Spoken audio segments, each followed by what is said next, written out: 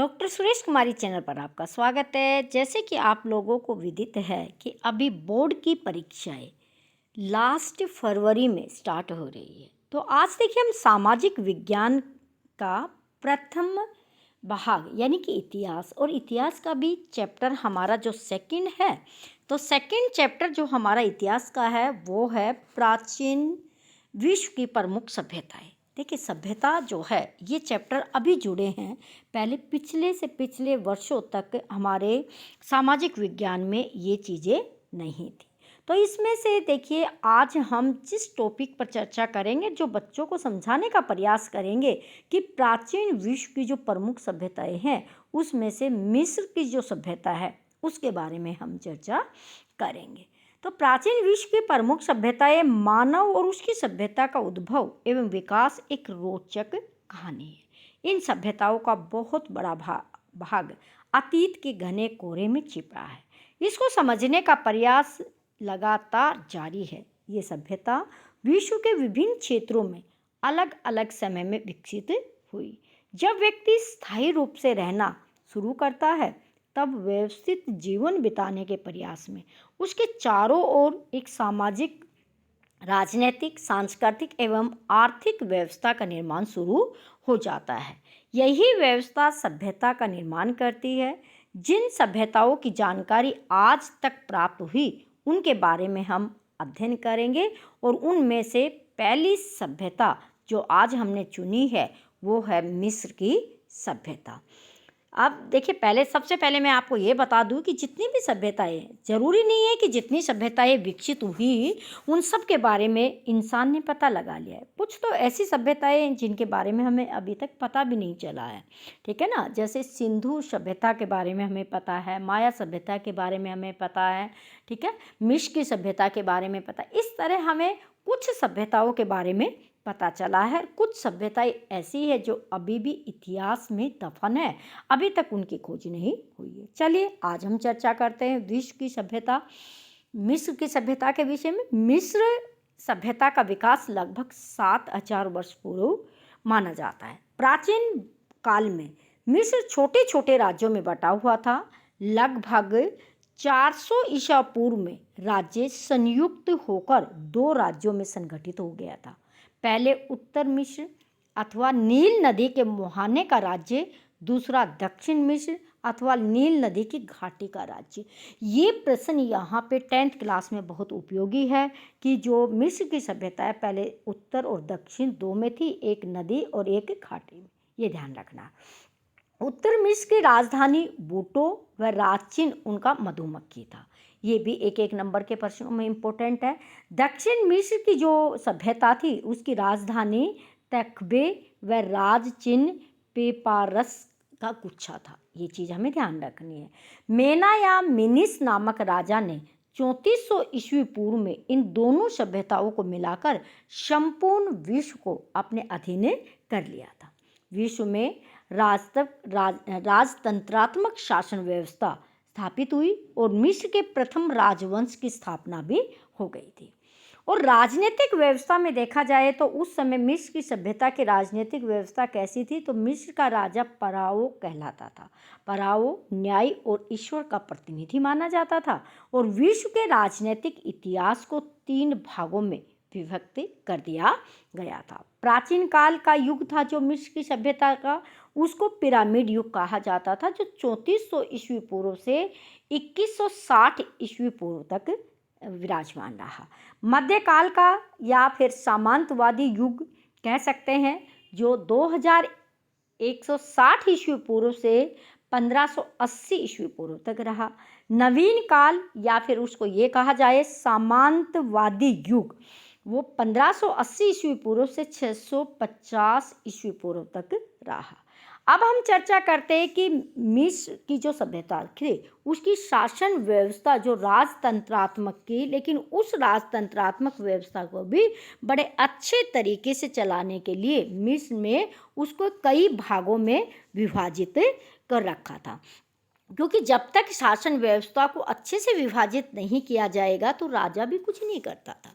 तो सबसे पहले देखते हैं कि राजनीतिक व्यवस्था में पराओ यानी कि राजा, जो राजा होता था, राजा के पास असीम अधिकार यानी कि शक्तियाँ प्राप्त होते थे, जिसके कारण पराओ एक स्वेच्छाचारी यानी कि मन मर्जी से शासन करने वाला व्यक्ति था। उसे देवता के रूप में भी माना जाता था। दूसरी राजनीतिक व्यवस्था में पद था, वो था वजीर का। शासन को संचालित करने, लगान वसूल करने तथा आय व्यय का पूरा हिसाब रखने का कार्य वजीर करता था। वजीर का पद एक महत्वपूर्ण पद माना जाता था मिस्र की सभ्यता में। तीसरा पद था, वो था इनमें सैनिक संगठन।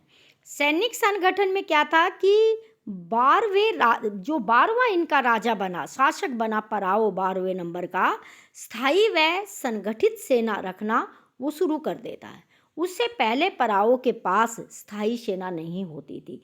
ये चीज़ हमें ध्यान रखनी होती है कि जब 12वां राजा बना था उसी ने स्थायी सेना का निर्माण किया था। उससे पहले इनके पास स्थायी सेना नहीं हुआ करते थे। नेक्स्ट इसमें राजनीतिक व्यवस्था में जो व्यवस्था की गई मिस्र की सभ्यता में वो था परिषद। परिषद क्या होती थी? देखिए, पराओ को परामर्श देने का कार्य सारू करते थे। सारू का मतलब ये जो इसका ग्रुप था वो करता था। सारू वृद्ध दरबारियों की एक अलग परिषद होती थी। तो हम ये कह सकते हैं कि मिस्र की सभ्यता में जैसे वर्तमान समय में कहीं भी संघात्मक एकात्मक शासन प्रणाली में राष्ट्रपति और प्रधानमंत्री के पास एक कैबिनेट होता है, जिसमें मुख्य व्यक्ति होते हैं, या ये कहा जाए वेरी इंपॉर्टेंट और सलाह मशवरा देने वाले होते थे।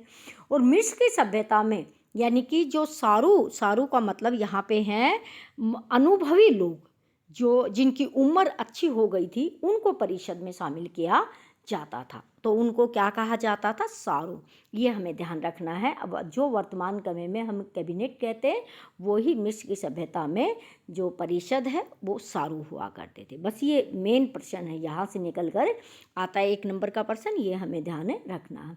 नेक्स्ट हम देखते हैं कि मिस्र की सभ्यता में और शासन को चलाने के लिए प्रांतीय व्यवस्था की गई थी। प्रांतीय व्यवस्था में मिस्र काल में प्रत्येक प्रांत को नोम तथा उसके शासक को नोमार्क कहते थे। यहाँ ध्यान देने वाली बात है, जिस तरह वर्तमान समय में राज्य हमने बना रखे हैं और उन राज्यों में राज्यपाल के नाम से शासन चलता है, उसी तरह प्रांतों में प्रांतों को नोम और उनके शासक को नोमार्क कहा जाता था। नोमार्क का चयन पराओ करता था। ये भी ध्यान रखना है कि नोमार्क जो होता था वो किसके अधीन था? राजा के अधीन था। राजा ही उसकी नियुक्ति करता था। नेक्स्ट देखिए, शासन व्यवस्था के लिए मिस्र की सभ्यता में पाया जाता था स्थानीय शासन। स्थानीय शासन जिसको आज हम भारत में पढ़ते हैं पंचायती राज व्यवस्था। स्थानीय व्यवस्था सामंत के हाथ में थी, जो पुलिस व न्याय संबंधित कार्य करने का अधिकार रखता था। नगर की व्यवस्था प्रशासनिक अधिकारी करता था। और यहाँ भी बात यही होगी कि जो सामंत होता था वो भी परावों के द्वारा ही नियुक्त किया जाता था। इस तरह से स्थानीय शासन चलाया जाता था। न्याय व्यवस्था भी मिस्र की जो सभ्यता थी उसकी राजनीतिक व्यवस्था में पाई जाती थी। न्याय के लिखित मुकदमे वह 3 दिन में फैसले का नियम था। ये चीज़ समझने वाली होगी कि न्याय व्यवस्था मिस्र की सभ्यता में बड़ी तीव्र थी, यानी कि उसको 3 दिन के अंदर ही उसका क्या करना होगा? फैसला करना होगा।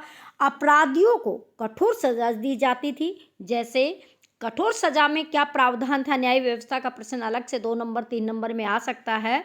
तो उसमें ये था कि अगर कोई व्यक्ति अपराध करता है तो उसका अंग भंग कर दिया जाता था, देश निकाला दे दिया जाता था। न्याय पराओ द्वारा किया जाता था, जो प्रमुख न्यायाधीश होता था। अब यहाँ पे 1 नंबर का प्रश्न आता है कि यहाँ की न्याय व्यवस्था में कि न्याय के लिए कौन व्यक्ति था जो न्यायाधीश होता था? तो वो पराओ हुआ करता था, राजा हुआ करता था, जो क्या करता था? यहाँ पे न्याय करता था। और न्याय के लिए जो सजा देने का प्रावधान था वो क्या था? बहुत ही भयंकर था। इस तरीके से उनको सजा दी जाती थी। इसी तरह से हम अर्थव्यवस्था व वाणिज्य पढ़ेंगे तो किस तरीके से जो मिस्र की सभ्यता थी, नील वाला जो एरिया था वो बहुत ही ज़्यादा उपजाऊ था। तो किस तरीके से वहाँ पर अर्थव्यवस्था, उद्योग, ये सारी चीज़ें फलती फूलती थी। कृषि की अच्छी व्यवस्था थी, पशुपालन लोग बाग करते थे, उद्योग धंधे, वाणिज्य और व्यापार बड़ा अच्छा था, दूसरे देशों के साथ उनके व्यापार संबंध चलते रहते थे। ये मिस्र की सभ्यता के लिए हमें महत्वपूर्ण पढ़ना है। इसमें ध्यान हमें ये रखना होगा कि नील नदी था, उसका बहुत महत्वपूर्ण स्थान था इसमें, कि नील नदी को वहाँ का वरदान कहा जाता था। मिस्र को नील नदी का वरदान कहे जाने के अन्य कारण भी थे, सिर्फ ये नहीं है कि हम उसको वरदान मान ले। ये हम इसी में देख लेते, क्यों? क्योंकि मरुस्थलीय और पठारी भाग था, कृषि तथा मानव निवास के अनुकूल नहीं था। जो मिस्र का ज़्यादातर भाग था वो नहीं था, परंतु नील नदी कृषि सिंचाई में महत्वपूर्ण योगदान दिया करती थी। यहाँ नील नदी को कृषि सिंचाई का एकमात्र साधन माना जाता था, क्योंकि बाकी का एरिया था वो पठारी था, मरुस्थलीय था, लेकिन नील नदी को इसीलिए वरदान कहा जाता था। नील नदी मिस्र के लगभग मध्य से होकर बहती थी, अतः नील नदी पर अनेक बांध बनाकर जल विद्युत का उत्पादन किया जाता था। इस प्रकार नील नदी मिस्र को जल विद्युत की सुविधा भी प्रदान करती थी। तो ये प्रश्न उसमें आ सकता है कि मिस्र को नील नदी का वरदान क्यों कहा जाता था, तो ये पॉइंट एक्सप्लेन कर सकते हैं यहीं पे हम लोग। नील नदी सदा नीरा है, अतः ये परिवहन में भी महत्वपूर्ण भूमिका निभाती है।